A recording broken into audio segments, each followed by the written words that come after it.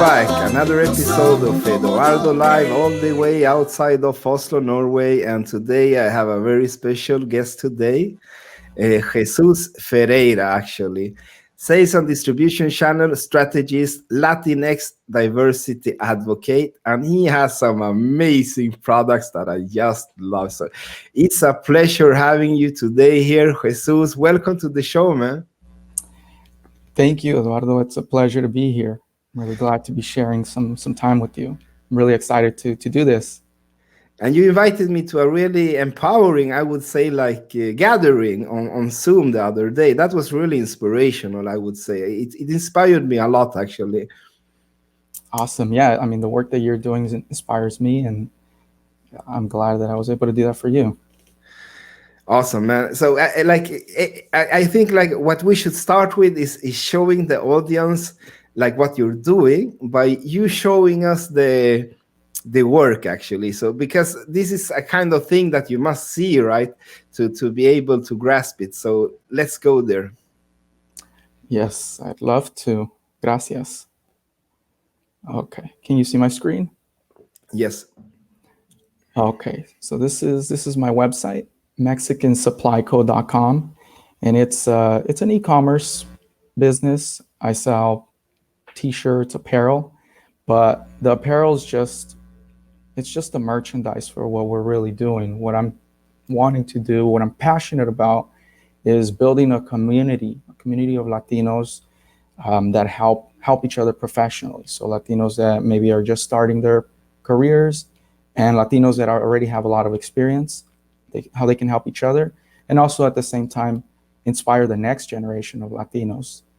And like I said, the apparel is just kind of the merchandise, the way that people can support, just the way that if you go to a concert, you can buy your favorite band's t-shirt. This is kind of the same idea. And the entire message is just about advancing diversity. And my background is in Silicon Valley. It's in tech. I'll get into that in a little bit. So that's why I started in Silicon Valley. But eventually, this is a problem that affects all Latino professionals. So on the homepage, if there's anything new, any announcements, I like to have this little banner up here. I love that turquoise, that green, and it pops. And these are probably my two favorite pieces, especially this first generation embroidered crew neck. I just love the message. People have been responding to it very positively. And I love the way that it looks, the way it feels, just everything about it. And right underneath that is a little bit of my story. And I wanted to open my story with a problem, something that's in your face. And that's, to me, is 8% of Silicon Valley's workforce, even less than that. It all depends on who you ask. Less than 8% of the workforce is Latino. To me, that was just crazy. So I wanted to do something about that through this community. And I think that's a very powerful way to open and to really highlight this problem, right? It's very different to give that fact than to just talk about diversity and wanting to change that. And I love this picture. I love this piece too that I made. It's an embroidered rain jacket. And you can tell that I'm proud. I'm really proud that I'm wearing it. Can I say something here? Because I have to tell the audience that actually I'm very good with the design, you could say. I work with design more or less. I'm a digital expert. I build products, you could say. I have really good knowledge about how to build them, how the infrastructure works.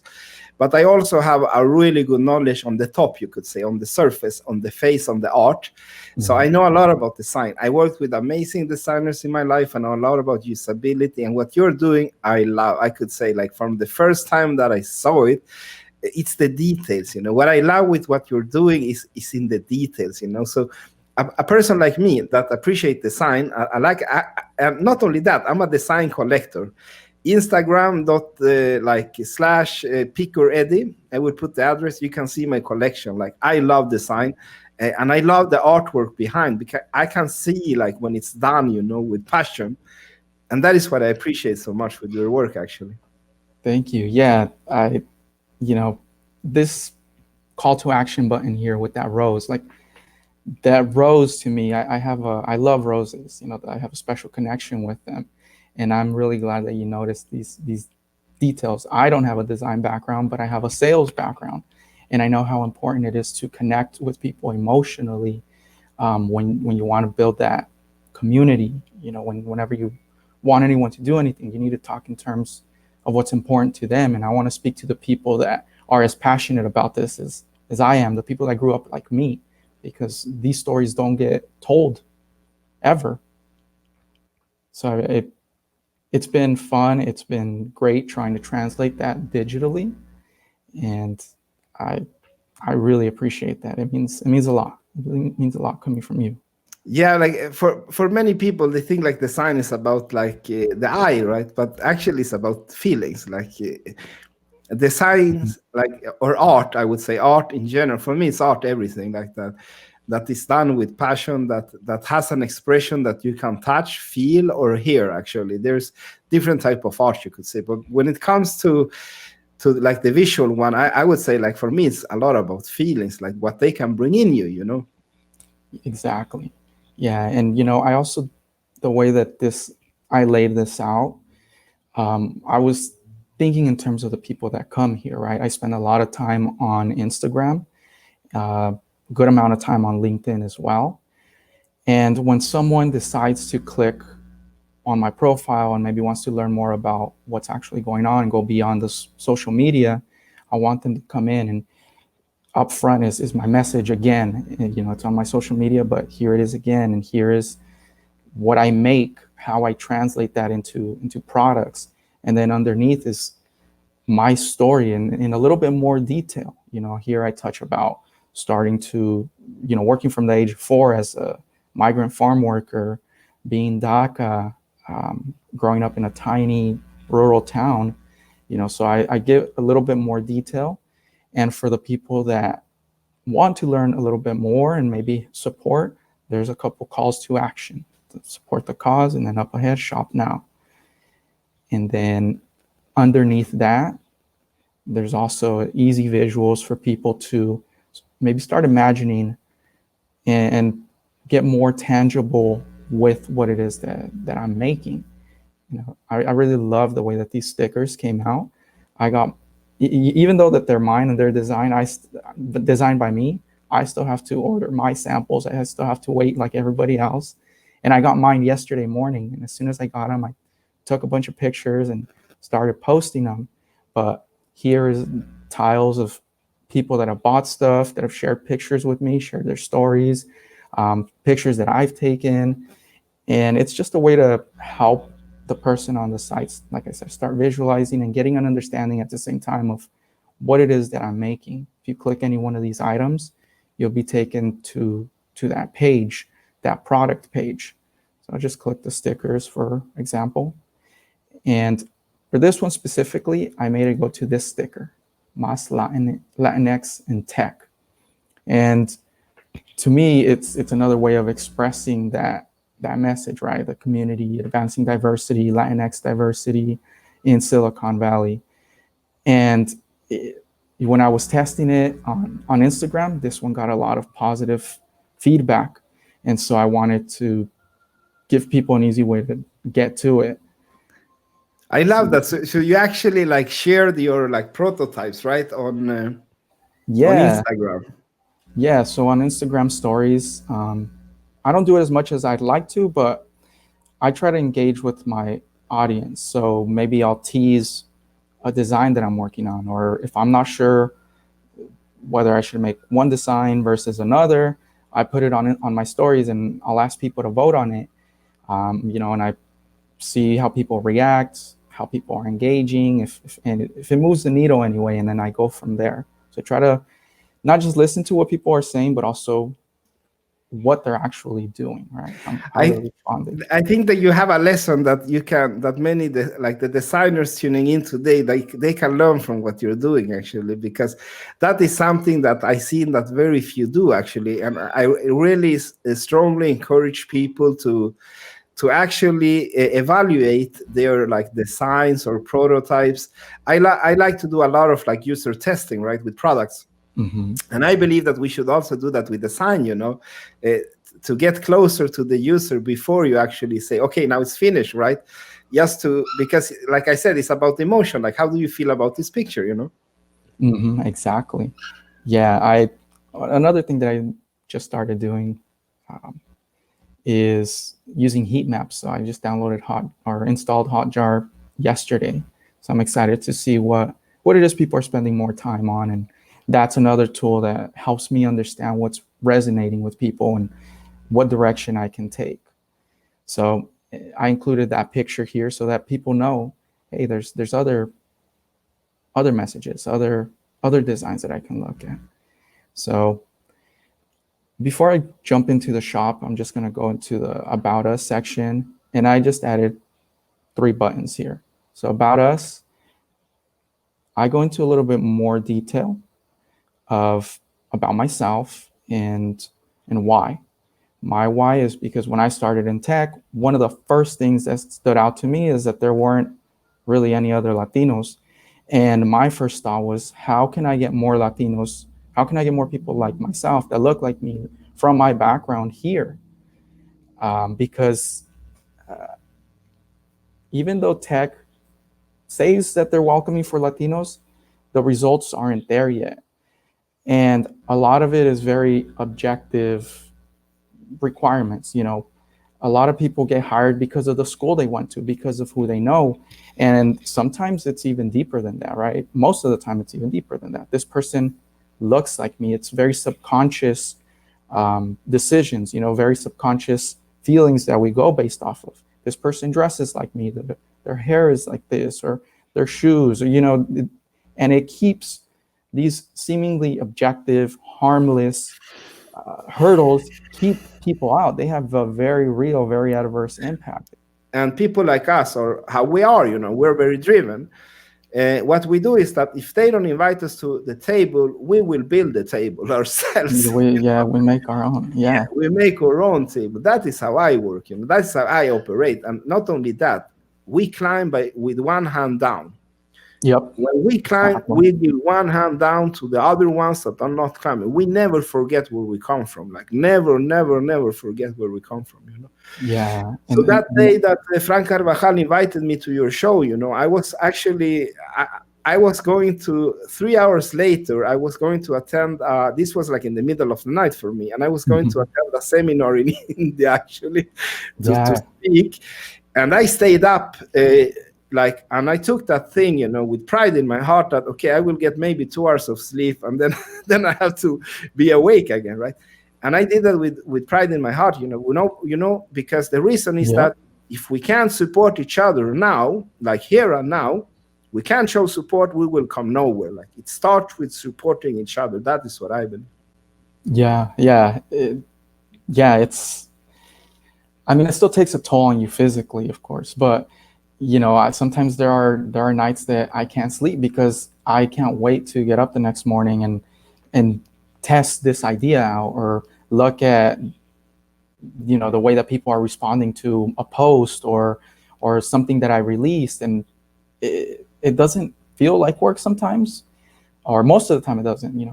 Like everything else, it's got its ups and downs. But yeah, I remember you being there, and I appreciate it. That's passion. That's beyond dedication. I love it. And what you just said, I just have to say one final thing.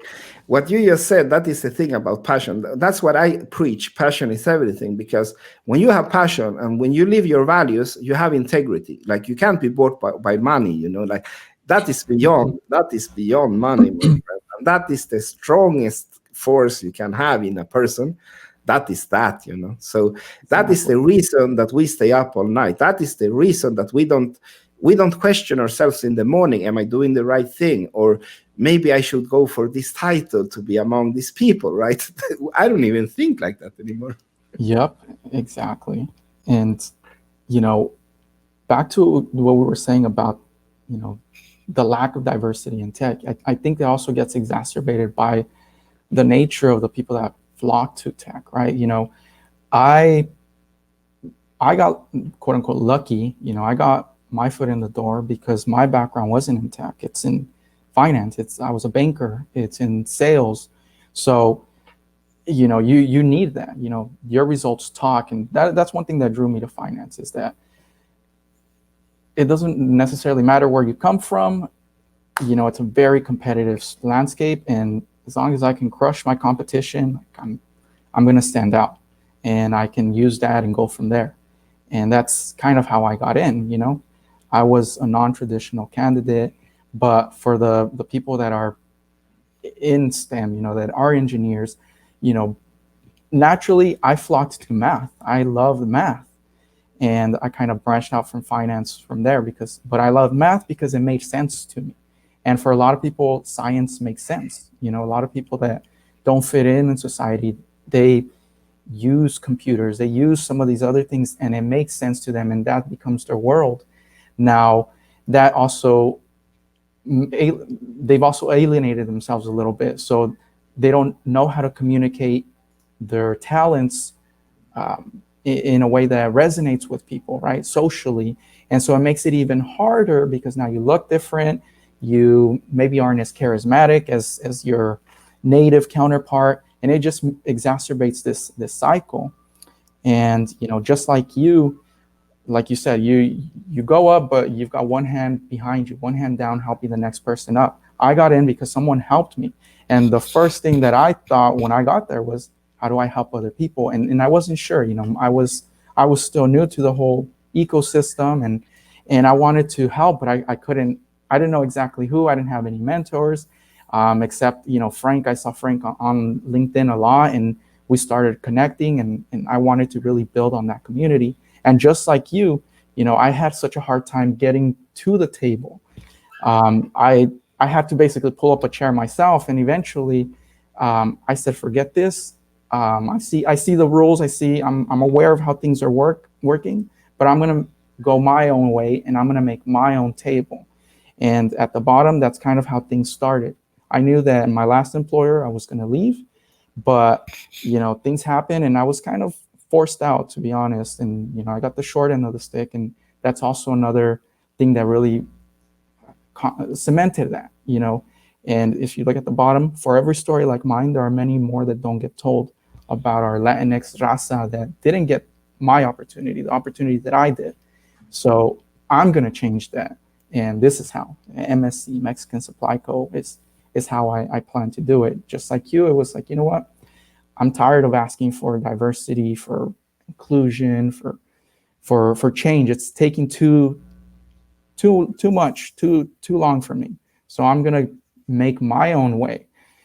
And here it is. Simply put, we're a technology company in the making, for the raza, by the raza. And just like you, like that's my, what really drives me. You make me proud, man. You make me proud. Like, I remember when I was your age, like, I see so much like where I was, right, in you, and I support you all the way, man. Like, you keep doing what you're doing. Always count with my help with anything I can do. I just want to reflect something quickly regarding what you said. Like, to just do it. That, like, for me, what I love about entrepreneurship is like boxing. Mm-hmm. You don't need to be like the cousin of the president to become a great entrepreneur. It's all about will, passion. Like, you don't have to have went to the biggest, like, best school in the country. You don't need that, because if you look at the most successful, like, 20 people in the world, you will see there's not like everybody has an MBA, like they went to Harvard. You have like people that don't even went, maybe like finish college, right? So that is, for me, entrepreneurship. Why it is so beautiful, because when it's given the chance to somebody like us that have a passion, that have a drive, we can move mountains. Like, we can build so many amazing things, right? Yeah. So that is like the beauty, and that like you're doing it, and I would like to if you could go to like your collection with, there's some pieces that you have that I like so much, like Yes. one, like the collaboration one. If you take the one like Tiempo. Yes, this is a very special one.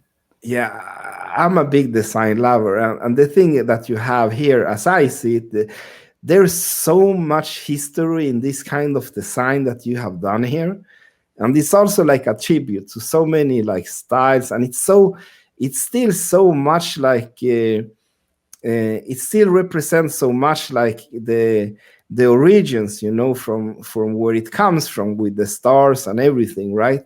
It Mhm. has and it has embedded design from all that epochs, because like I said, I'm a big design lover, and I follow any type of design, like pop art, punk, like design, like with like all the bands that I listened to when I grew up, like Suicidal Tendencies, and like all these bands, right, that were from Mhm. this, like that were from the area, right? So they incorporated that design into like skateboard, into like pop art, in all these kind of things, And this design that you have here represent all that. I would say, like, for me, it's a masterpiece. I love this design.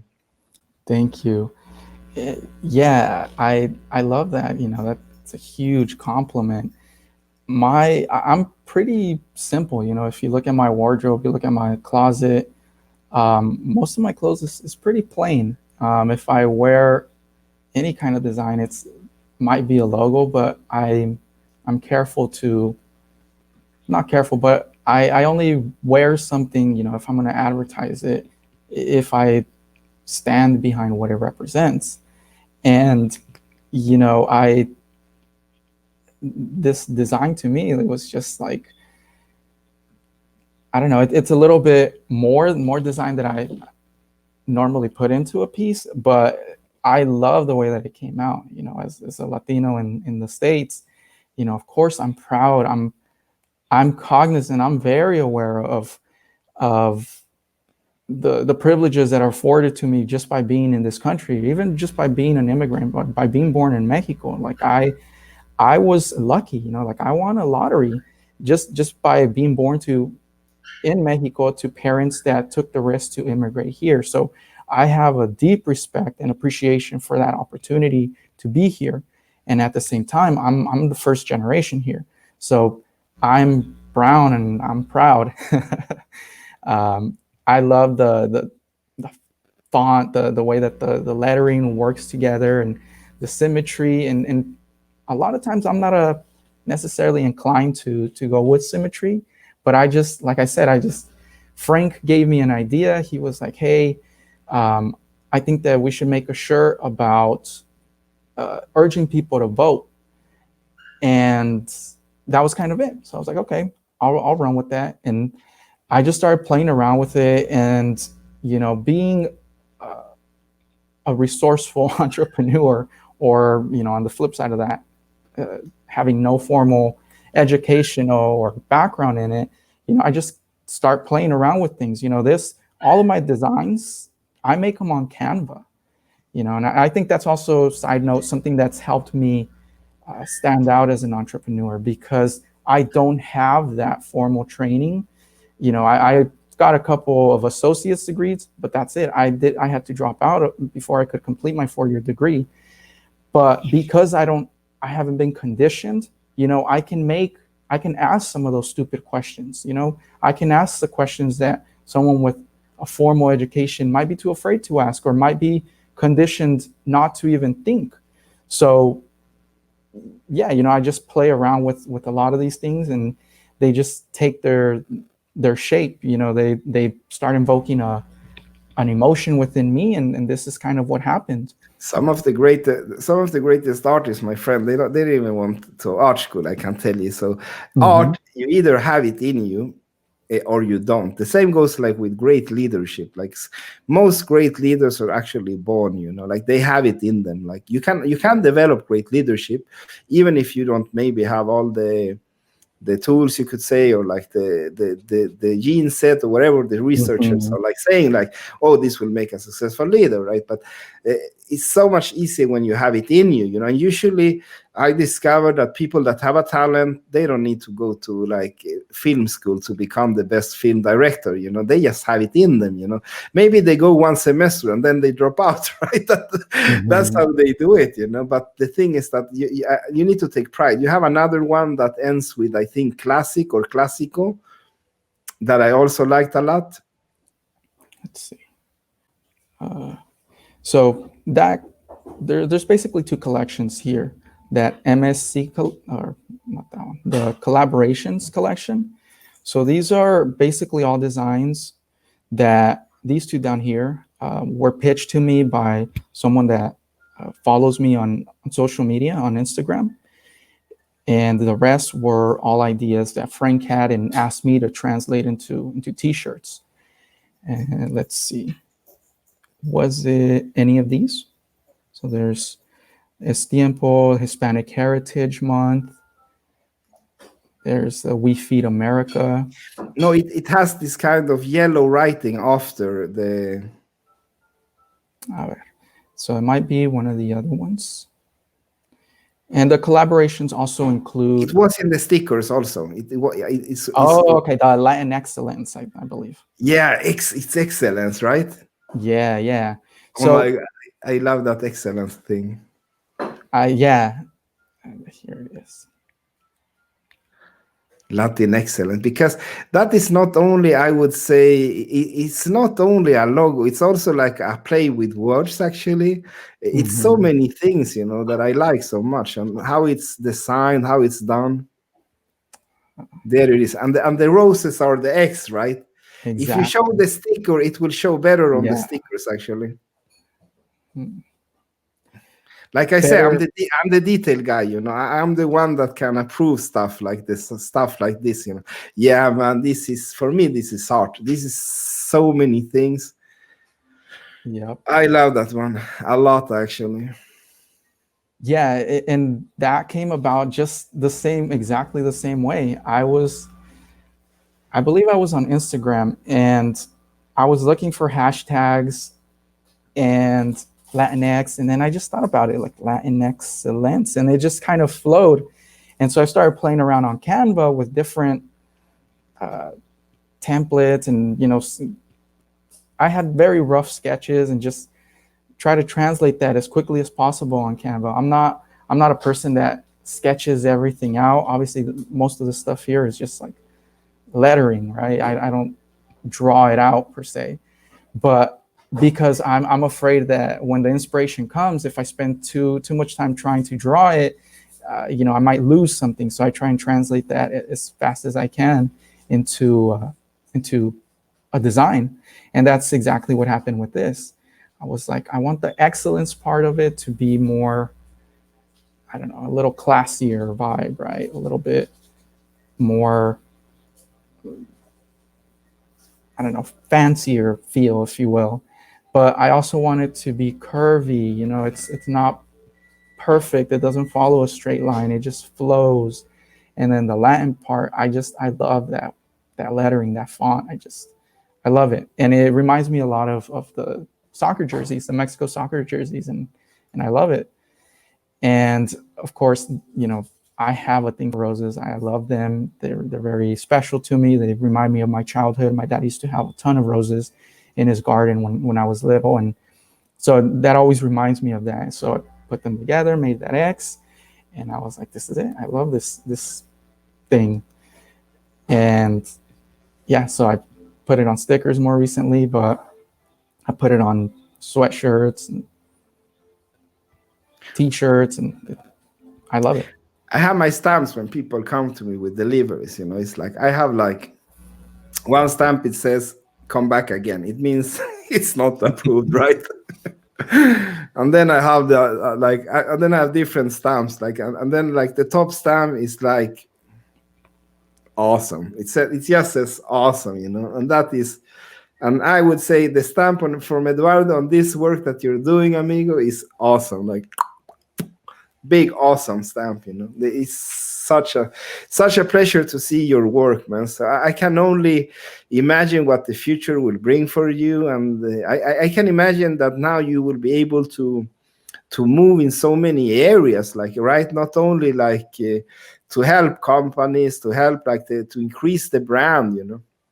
Yeah, it's crucial. You can't rely on any one channel too heavily.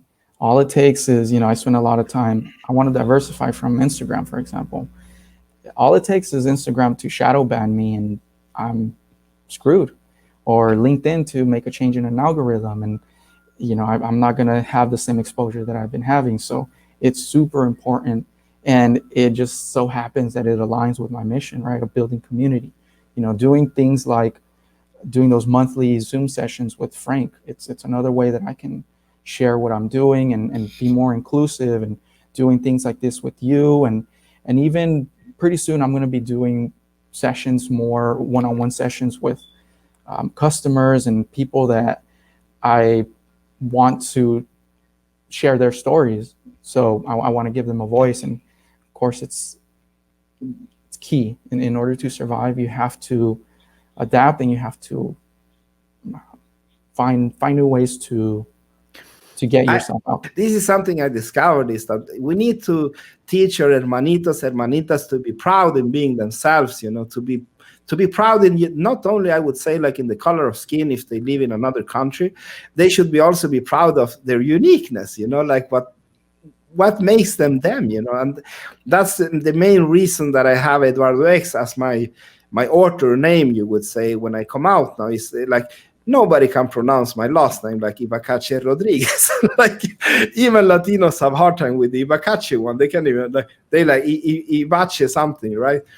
So I like, and then like the X for me was, I love the expression that it has, that it's like a special, like it's everywhere, like the X factor, you could say, and I believe that all humans have the X factor, if we nourish it, all humans have the X factor. So that is what it stands for, actually, most of all. But it stands for a lot of other things too in my life. But that's the main standing, It's like, I believe all humans have the X factor.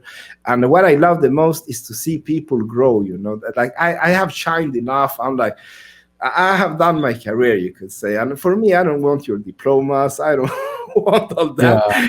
We need to lift the next generation, and that is what I live for today. That is, I would say, like legacy, to leave something better behind me that I got when I came to this earth. That is important for me, and that's the reason that me and Carvajal, we connected in 1 second. When we spoke the first time, we was like, hermano. He like, hermano, like, where have you been on my life, Yeah.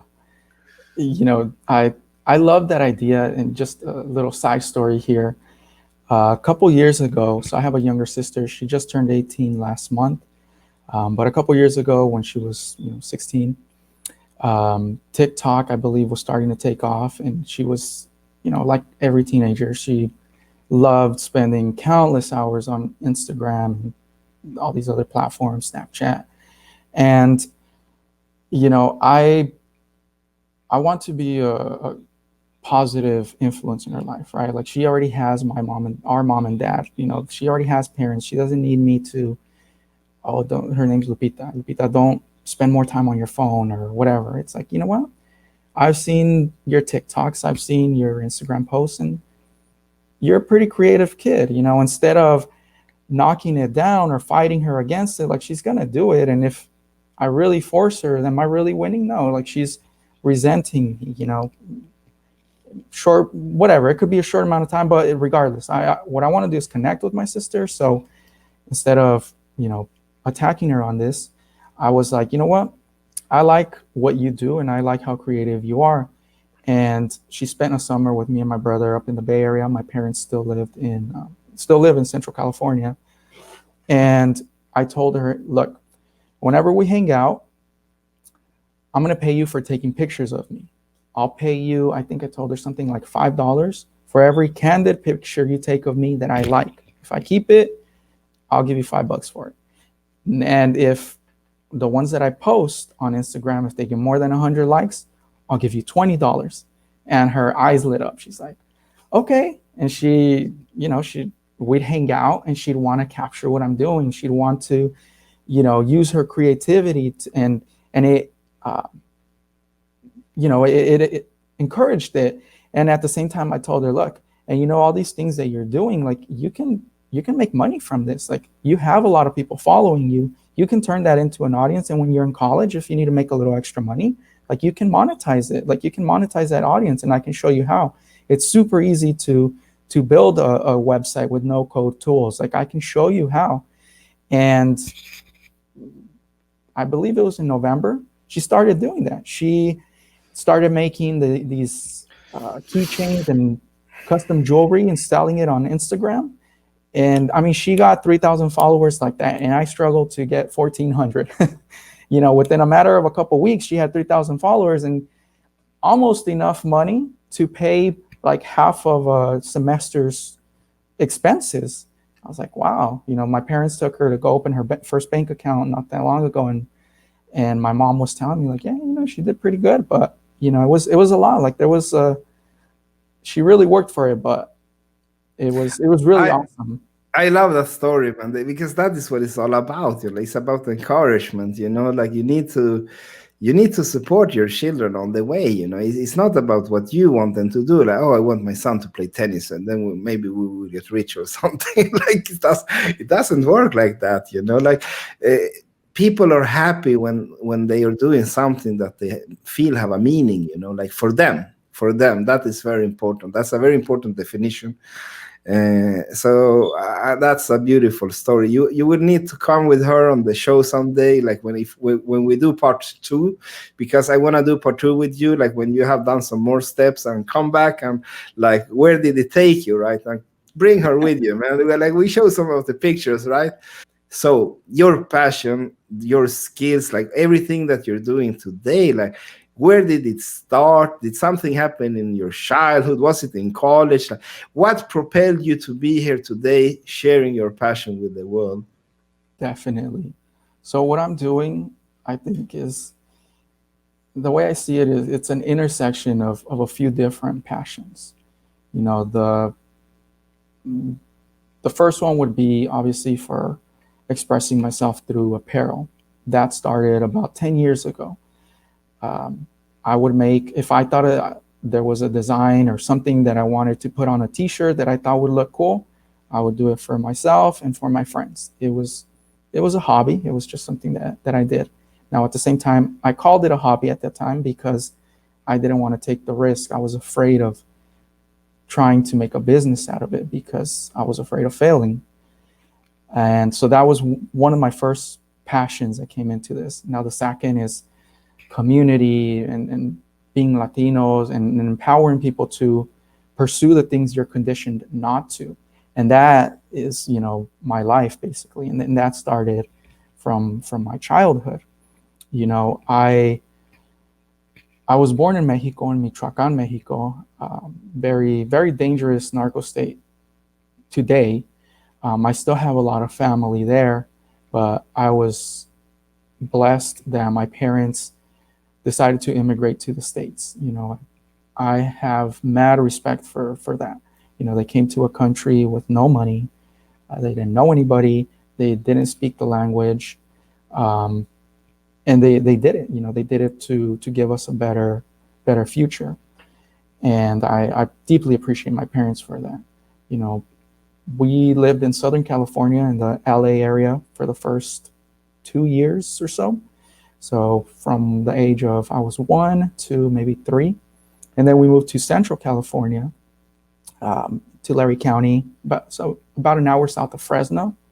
And Fresno's kind of the midpoint between LA and San Francisco. And I grew up in that area. I remember I was 4 years old. I remember the first day that I was picking oranges, because that's what you do there. It's where most of the country's produce and fruits, that kind of thing, dairy is produced. It's an agricultural hub. And so at 4 years old, I picked oranges, and oranges bloom. The harvest is during winter around this time. So it was foggy, it was cold. A lot of times you start and there's literally frost icicles on these orchards and these trees. And I was 4 years old. This icicles are melting, so there's cold water, falling on your back, on your face. These branches are slapping you. It hurts. It was a little bit traumatic. And that's what my parents did. And that's what I did too for up until I was about 20 years old. Every weekend, that's what I was doing. School vacation, there was no vacation. I was helping my parents. The summers, spring break, all that. That's what I was doing. And of course, as a kid, I hated it. It's grueling work. It's very, very, very hard. It's very low wages. It's not paid well. And, there's been a lot of progress that's been made in the conditions that people work, but there's still a long way to go. I mean, foremen would sometimes get upset at people, fire them if they drink water, if they stop to go to the bathroom, so yeah, I mean, every year, every summer, I remember you'd hear about people in the news about someone dying from heat exhaustion, heat stroke, because it's such a tough place to work.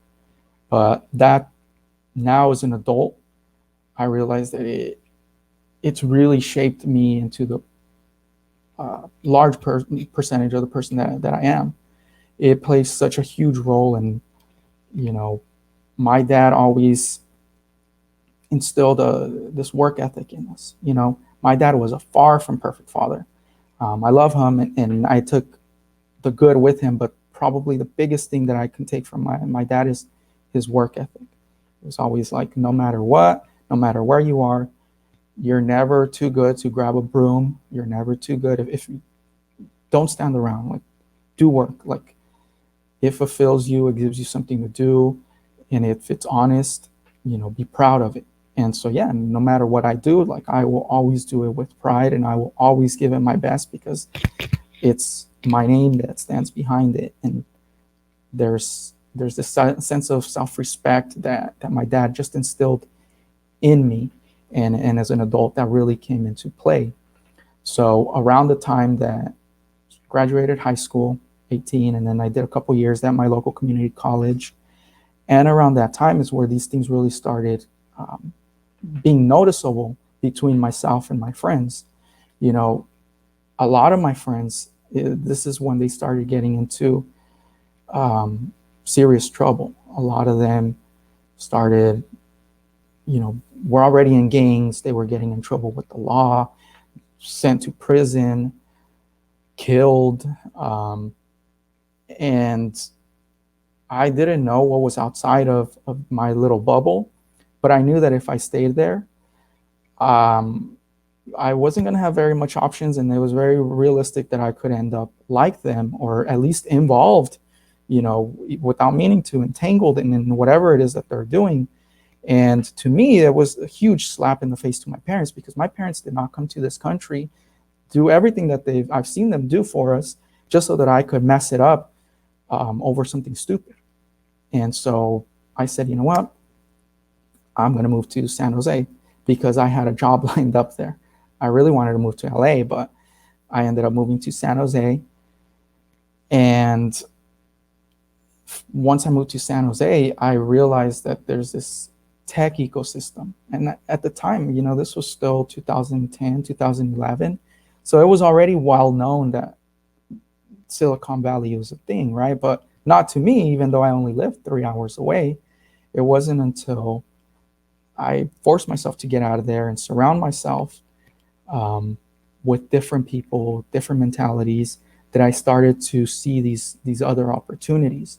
And and the reason that I even had a job in San Jose, when I was in high school, I would help this farmer and his family sell fruit at these farmers markets in the Bay Area. And one of the places we used to go to is in Pleasanton and Danville area. And I remember the first time I was like 17 when I went to these farmer markets, and everything was so expensive. I was like, wow, like, this people pay that much for oranges? And it was so nice. It was so different from where I grew up. It was like, wow, these people are so polite. They say good morning. They're with their family. They're walking their dog. They're buying fruit at 9 a.m. on a Saturday morning. Like, this is nice. I want a piece of this. Like, how can I do this? And that's how I ended up, removing myself from my situation and expanding my worldview. And then from there, it was, I transferred to San Jose State from community college. I thought I wanted to be a rocket scientist. I thought I was going to be an aerospace engineer. I was accepted to San Jose's program, but when I got to San Jose, the reality set in. I had to work, And that's when I branched into finance. I started as a teller and worked my way up. Became a banker, mortgage banker, and eventually landed at at a fintech. And it was, I would accomplish one thing, and then it would open the possibility like, oh, okay, if I do this, maybe I can do this, and maybe I can do this. And little by little, it was like, you know what, this entire time, I've let my conditioning limit me, and in a way, I've let myself limit what I can do. And I really, really want people to internalize the fact that that is so true. And we don't even realize it. I grew up going to schools that looked like jails. As a student, I was treated more like a inmate than I was a student, right? Like, you go through metal detectors, you get patted down. Anything happens, the police are there, they're patting everyone down. So it really conditions you to, and then society as a whole, like if you're Latino or where you're from, you're going to end up doing drugs in a gang, killed, or in prison. Whoever makes it is one in a million, and that's not you. That's the exception. That's not the rule. That's not the possibility. It's the asterisk, And so you grow up internalizing that as a kid when you can't even process that. And as an adult, that's been so deeply ingrained in you that you just act it out. And it doesn't make sense. It doesn't make sense why you did that stupid thing. You knew it was stupid, but you don't understand why you did it. Well, it's because deep inside, you've got that belief, that is really what you identify as. So it's no surprise that that's what you live up to. So when I removed myself, I was like, wow, like, that's not everything. Like, I can be this, I can be that. Or if that person can get that job, or that person has that job, I can do it 5 times better than them. Like, I should apply. And that's how, I kept going from there. And that's really what I do every day too. Like, when I did this, it was like, hey, you know what? Other people, other less dedicated people, other less experienced people have started businesses. Why the hell can't I? I grew up like my parents decided to integrate, so we live only with Swedes, right? So I couldn't hide, it's like my color of skin, right? So I had to pass some tough times, but the more damage was the psychological part. It was not like I broken my nose like I don't know how many times, you see. like I'm not afraid. I can tell you, I'm not. When I say this, I'm not afraid of any man in this world. I'm not actually. I'm not. There's nothing nobody can do to me that I haven't experienced. So. But I'm a positive man. I'm like a humanist. But the thing is that, like for me, like people, they can't do anything more that they already done. Not even. Yep. And what they did to my father is even worse. He was tortured for years for believing that people should read and write. He believed that everybody could go to school and study. So I come from a background where we have suffered. So now it's like, okay, what can you do? I will I will tell you what I think. Like whoever you are. I don't look at titles, roles. Like for me, like. Says nothing, right? I only look at the human, like how do you behave to others, right? So every day I go back to school, I see like black kid go home, and I see like swastikas. Like, can you imagine? Like almost every day it's in the walls. Like when I go around, it's not like Viva los Vatos Locos. For me, it was like black kid go home, right? Yeah. So when I went when I was 16 or something, I went to high school, right? So I was like, I had taken time off from my Swedish friends, you could say, because they said to me one day when I was 14 or 15, they said, Eduardo, we like you, but the rest can go home, So they were talking about my parents. They were talking about my sister. Like they were talking with a lot of people that I love, Mm-hmm. So I got so angry there. So I was like, you know what? I'm done with you guys, So I went to hang out with immigrant kids, that that were like in other areas, you could say, that became my new friends. I grew up with like Syrians. We had so much fun together. Like Iranians, we were like from all the world. Like another Chilean with me, like we were the gang, you could say, but we were not like in the US. It was like we didn't have any weapons at that time in Sweden. Like today, we have a lot of issues with crime, right? For me, it was like we stick together, right? And the Nazi skinhead came, we will not back down, because that is what we needed to do. We needed to defend from them. They were bigger than us, but as I grew up, I started to train and I started to box and I started to build myself up. But inside, I was still a nerd. I loved my computers. I loved my.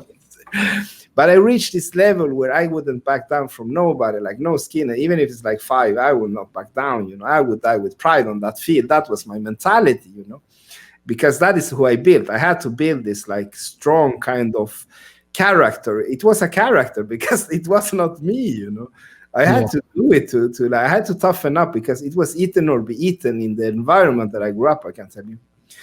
So after high school, I did some years working with like fashion clothes, and then I decided to go and study cinematographics. So I had to move to the capital, to Stockholm, actually. And I'm a Latino, like we what do? We call our friends, like, hola, ¿cómo están? ¿Puede venir Eduardo a vivir con ustedes? Ah, sí, que venga. I went there and I slept with my, you could say like mi primo, but we're not relatives, right? But their family and our family were like, we're familia, Yeah. So I slept on the floor with him, I went to study cinematographics, and they lived in what you could say would be like one of the most marginalized, most known places in like ghettos or suburbs, we could say, in Sweden, it's called Tensta. And beside this is Rinkeby. That's even more famous. Like, yeah, like that's we have our own Vatos Locos there, I can tell you, So, but and then I came back to, actually, this is a true story. Like when I came back from, I was like having my startup. It was in the south of Sweden. I decided to open a new office in Stockholm. Then I moved to them, actually. I lived with them. And I was going with my suit, with my computer bag every day to work, like to Kista. That's like and then I had an office in town, I remember, like good place, right? Like, so, and this is the thing, like it's only humans, like don't demonize humans. Like when you grow up there, you never see a doctor, you never see an engineer. So it's obvious that maybe your aspirations to what you be in life is maybe like not the highest, right? Like the doctor you meet is the state doctor that you meet once a year when somebody beats you up. That's the only doctor your family knows. That is when you meet them there, because the doctors moves out and the nurse, they also moved out, right? But I still remember that, like the vatos from that area, they like, hola computadora, like hi computer, they call me hi computer. But nobody robbed me, like because they know that I was them, like we were on the same page, and they respected that, So I never had any troubles with like somebody trying to rob me or like beat me up or anything, because I treat people with respect. Like like for me, like I understand why people took the wrong path in life, because when I was 16, 17, I could have been there myself, and maybe I took that wrong step and I got myself into a situation with, I don't know, some Nazi skinhead, and maybe something happened, maybe I would be in jail today. That is reality, because that was the life I was living, that was the conditions that I was under, you could say, So that's what annoyed me when he said, you're not like them. I'm like them. I'm one of them. It's not like I'm not one of, you're not like that. I'm one of them, my friend. You're talking about my cousin. You're talking about,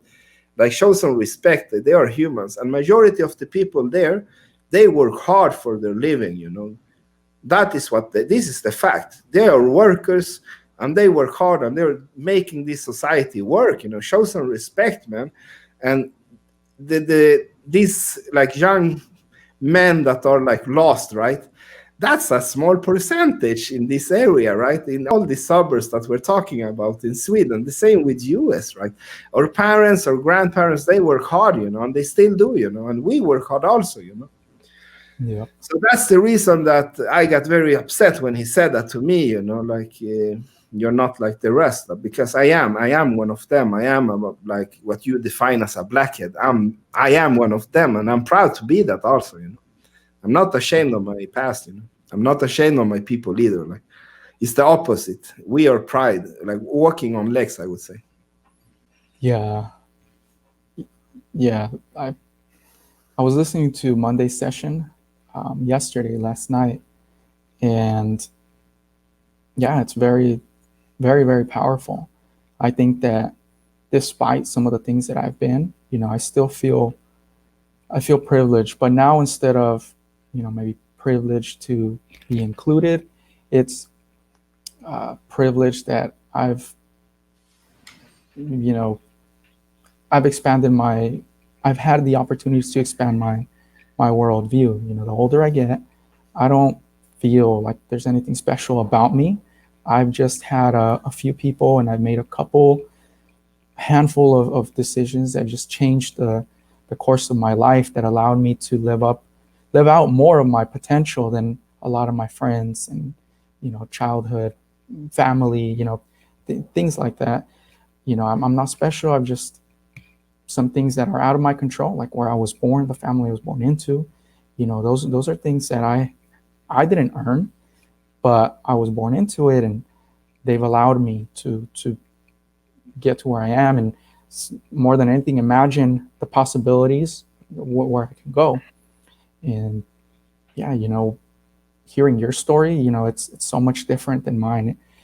Fighting Latinos, it's almost a luxury. In your story, that would never happen. But with us, like, that's how it is. Like, it's almost like a privilege, because with you, it's so binary, so racial, it's a different level of hate. With us, it's like you're conditioned to hate yourself, basically, and you're conditioned to be tribal and so primitive, and it takes a lot to snap out of that.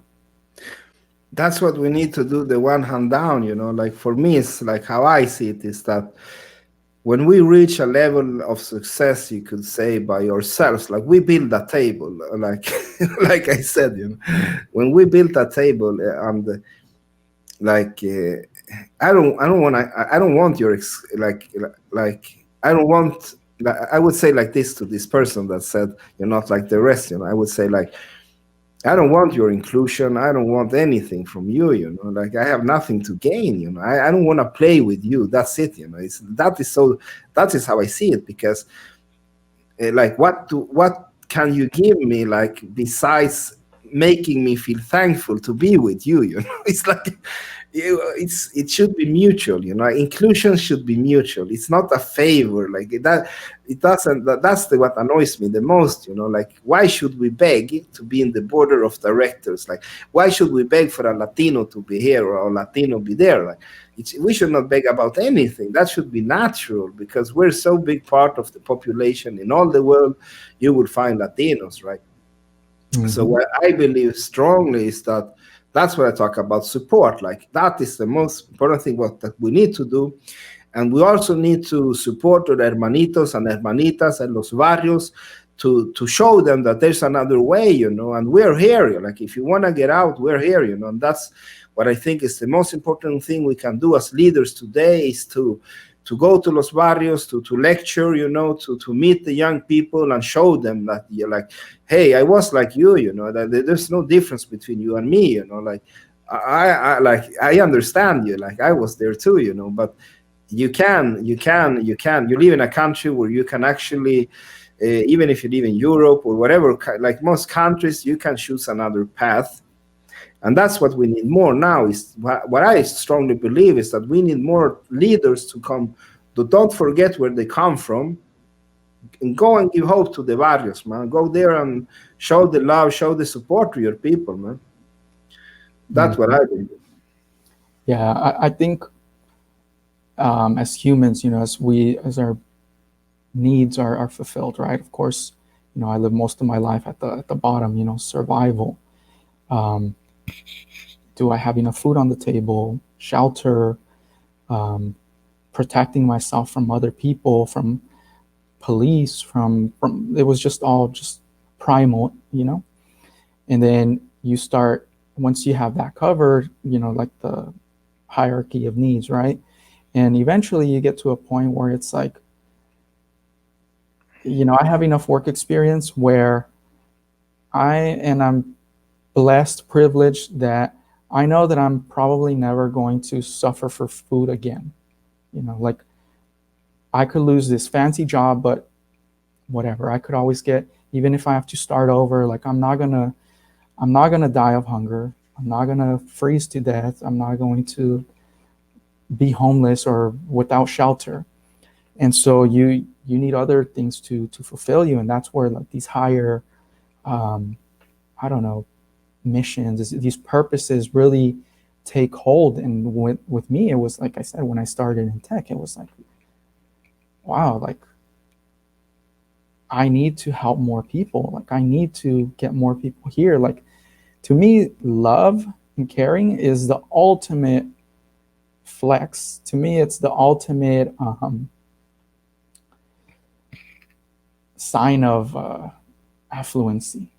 Because someone that has so much love that they love others in the world unconditionally, like that, it takes a lot to get to that point. I would totally agree. Like, and I would also add there like forgiveness, compassion, and gratitude. That to add what you just said, right? Because that's also baked in love, right? And I can tell you that I done this forgiveness journey. I actually forgiven like everybody, like done me wrong, like,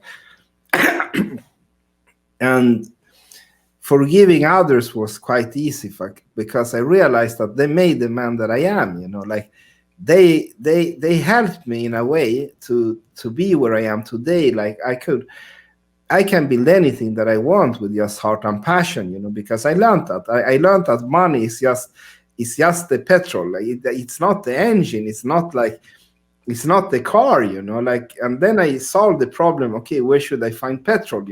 Once I built the engine, once I put on the wheels and everything, then I look at the petrol. Before that, I don't do that. I don't like go to VC to tell them my idea I want to do. That's like the law thing that I do, You solve the equation with, okay, now I need to finance it.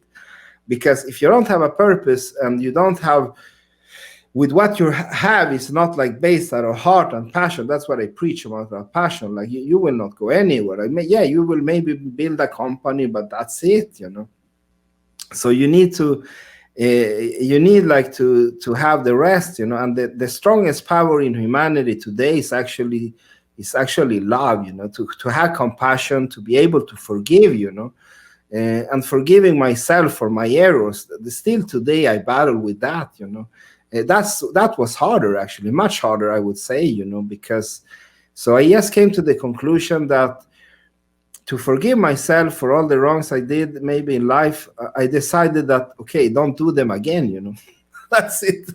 Promise yourself, Eduardo, because else you will regret again, right? Mm-hmm.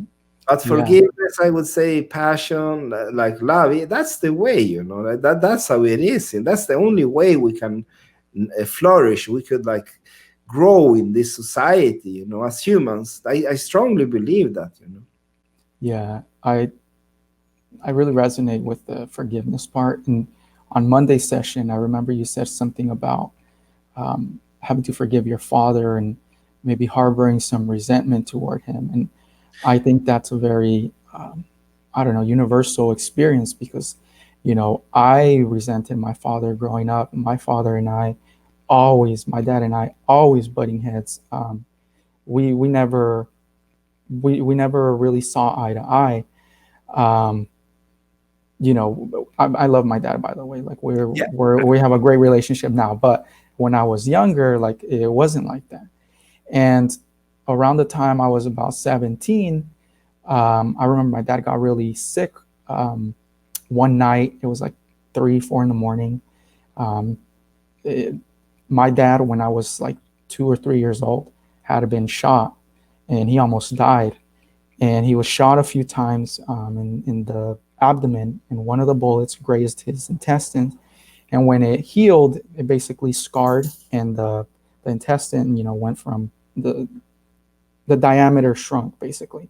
So if my dad wasn't careful, every now and then food would get lodged in his intestine, and it caused a bunch of other problems. So anyway, this happened one time when I was 17, and this was the most serious they had ever been. And we had to rush my dad to the ER so that it wouldn't, rupture or affect other organs. And I remember that day, that morning, I was the only person in my family that wasn't crying. I was, looking at the car like, okay, I'm carrying dad in, I'm helping him, I'm filling out forms at the hospital. I was like centered, right? Like it was scary. I have that ability. When people panic, that's when I shine, because like as a kid, like that's how I survived. And when my dad a couple of days later was okay, he pointed that out, and he said, Jaime, tú eres el único que no lloró. Like you're the only one that didn't cry. Do you love me? And I was like, well, yeah, of course I love you. Like I just had to remain calm. I had to stay in control of the situation. And I was like, okay. And it really bothered me. I remember a few days after that, I was really thinking like, if my dad really, had gotten sick, maybe, died, do I have so much resentment towards him that I wouldn't even feel for that loss? And I remember 3 days, I had 3 recurring dreams or recurring themes where my dad died in my arms every night in those dreams in different ways. I remember once he was shot right in front of me, in front of my house, and for some reason, and I was holding him in my dream, and he died in my arms in my dream. And I remember just crying after every single dream. Like I woke up in tears, like I was still sobbing, and I was like, of course I love my father. Like he's only human. He's doing the best that he can. The way that my dad raised me compared to the way my dad was raised, night and day. The way that I was raised now compared to a normal American kid, yeah, very, very different. But regardless, my dad, in his mind, he's given me so many opportunities. And actually, I see that now. And I am thankful that he's done what he's been able to do. If I had been through the same situations, I would have done the exact same thing. I would have been him. So I let go of that weight at a very young age. And it's great. From there, our relationship, it still was turbulent for a good 2 more years until I left. That's when my dad really started,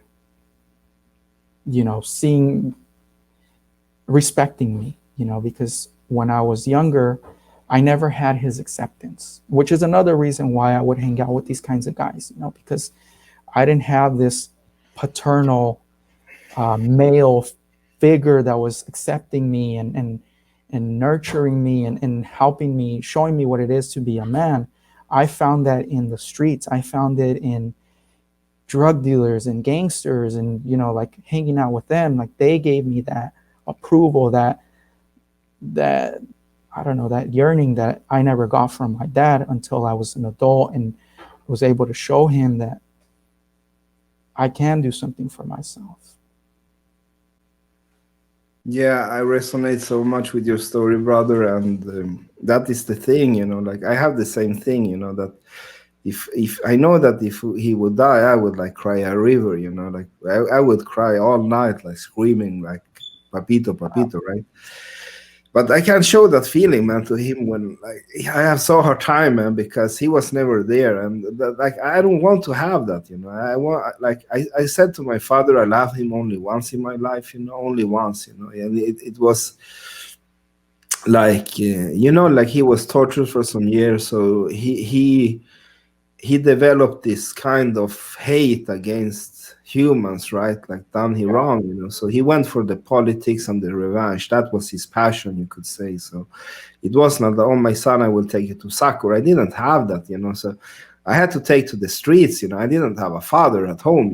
He just complained about me. I would become nothing. I was like lazy and blah blah blah, all these kind of things, right? So it's not like the encouragement that I do with my son. Like it was the opposite, I would say, like the opposite of encouragement, right? So I took to the street, like you say, and that was like where I found my friends, and I got this kind of acceptance. And this is the thing: all my friends, they were in the same thing. Nobody had a normal home relation, actually. Nobody. Like it was like now that we talk as adults, right? Like about our past. And now everybody opens up, because now we don't have any pride about, you need to have pride on this kind of stuff. It's like, hey, okay, we're only humans, so let's talk. And like, oh my God, some of them have it even harder than me. But we have our brother, like we had each other, like we had our brotherhood. We have older friends, like older guys that like looked after us and taught us about, like to have respect for yourself, to don't take anything, like. And that was the thing, like we were like even the police harassed us, for nothing, for just being immigrants. Anyways, with my father, our relation started to, it was like back and forward. In university, he never called me and asked like how his studies going. That is how strange relation we had. And I know that he cared for me, but we had this kind of grudge that we developed through the years, right? This kind of thing that it was like a cat and dog, like back and forward, right? Back and forward, back and forward. So one day when I was like at the peak of my career, you could say, as an entrepreneur, I had like a lot of employees. I had won all these prizes, and like a lot of people knew about me in Sweden. This was like 11, 12 years ago. And then I crashed like to the wall, you could say. And I went for a depression for 8 months when I hit the wall, you could say, when I did a burnout. It's called burnout. Because I don't have any limits. When I work, I work like a Latino. And I would say like Latino plus. I had a sofa on the office to work until I fell asleep, and then go back after 3-4 hours and continue working. I did that. I could do that for periods of like long time, my friend. So my father picked me up, and he took care of me. If I was like, that was the first time I felt that my father cared for me as I wished all my life, to make me feel that I was his son. That was the first time that I felt that. I'm so happy. Like I wouldn't turn back time that the burnout didn't happen, because I found love for my father again. So I remember that I called him and told him that I love you. Through the phone. I remember, I didn't have the courage to tell it to his face, So I called him, and he started to cry. He started to cry. He said, "Mi hijo, no me dejes, no me dejes," because he thought that I was going to, jump, because he knew that I was in a heavy depression. So I said, like, papito, no llores, ¿no? Porque ese es el comienzo, no es mi despedida, ¿no? Like, this is not the end, like, this is the beginning of something new. And now to see my children play with my father, man, that's the most beautiful feeling that I know to life in the. Yeah. Fathers. Yeah. One, it was, I don't know, easy for me to forgive my dad once I really, put myself in his position. And, my dad made a lot of mistakes. He didn't attend my high school graduation because he was in jail. I graduated top 10 in my class, and my dad missed it because he was in jail.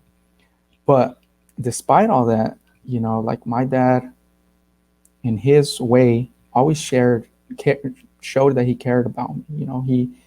He might not know how to read or what a GPA was, but he cared, and he always wanted it to be a certain level. He didn't know what I could study for or what I could be, but he was always like, tú te vas a la escuela, y si no vas a la escuela, you're going to work with me. And I was like, hell no.